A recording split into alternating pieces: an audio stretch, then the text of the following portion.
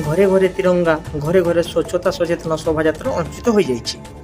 আজি অপরাহ্ন 5 ঘণ্টা সময়ের সুবর্ণপুর জেলা প্রশাসন, পৌর প্রশাসন, স্বচ্ছ ভারত সংগঠন, যশোদা দেবী নর্সিং স্কুল, দিব্য ঊর্জা যোগ সেবা সমিতি, সোনপুর কলেজ এনসিসি ও বরিষ্ঠ নাগরিক সংঘ প্রমুখ সংগঠনর মিলিত সহযোগে স্থানীয় নলিনী ছকঠারু বিজু পଟ୍ଟନାୟକ মহিলা কলেজ, গঙ্গাধর মেহের ছক রাস্তা দিয়ে বিজু পଟ୍ଟନାୟକ ছক পর্যন্ত হর ঘর তিরঙ্গা ও স্বচ্ছতা অভিযান কার্যক্রম অবসরে এক বিশাল তিরঙ্গা একতা ও খণ্ডতার শোভাযাত্রা অনুষ্ঠিত হয়ে যাইছে।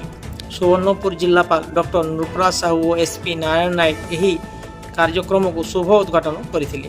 ପୌର ପରିଷଦ ଅଧ୍ୟକ୍ଷା ଶ୍ରୀମତୀ ତାମସ୍ମିତା ନାୟକ, ପୌର ପରିଷଦ କାର୍ଯ୍ୟନିର୍ବାହୀ ଅଧିକାରୀ ঋଷି ମାଝୀଙ୍କ ସମେତ ବିଭିନ୍ନ ସହକାରୀ ଅଧିକାରୀ, ସ୍ୱେଚ୍ଛାସେବୀ, ସଚେତନ ନାଗରିକ, ଦେଶପ୍ରେମୀ ଏହି କାର୍ଯ୍ୟକ୍ରମରେ ଯୋଗ ଦେଇଥିଲେ।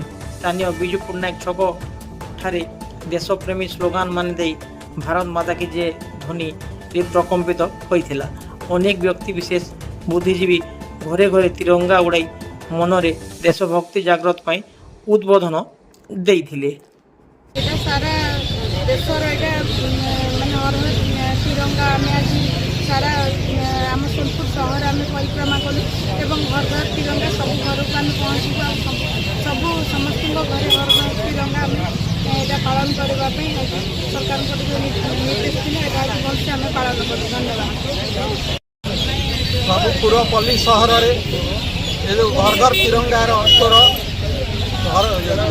ଆମ ଧଣ୍ଡାର ଯେଉଁ ତିରଙ୍ଗାର ଉଡ଼ାଣ ସବୁଆଡ଼େ ଚାଲିଛି।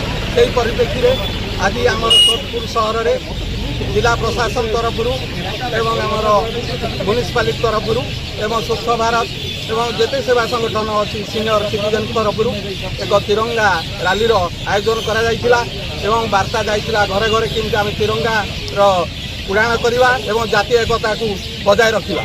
ଭାରତ ମାତା କି। ରବୀନ୍ଦ୍ର କୁମାର ଜେନା, ଶିକ୍ଷକ, ସ୍ୱଚ୍ଛ ଭାରତ।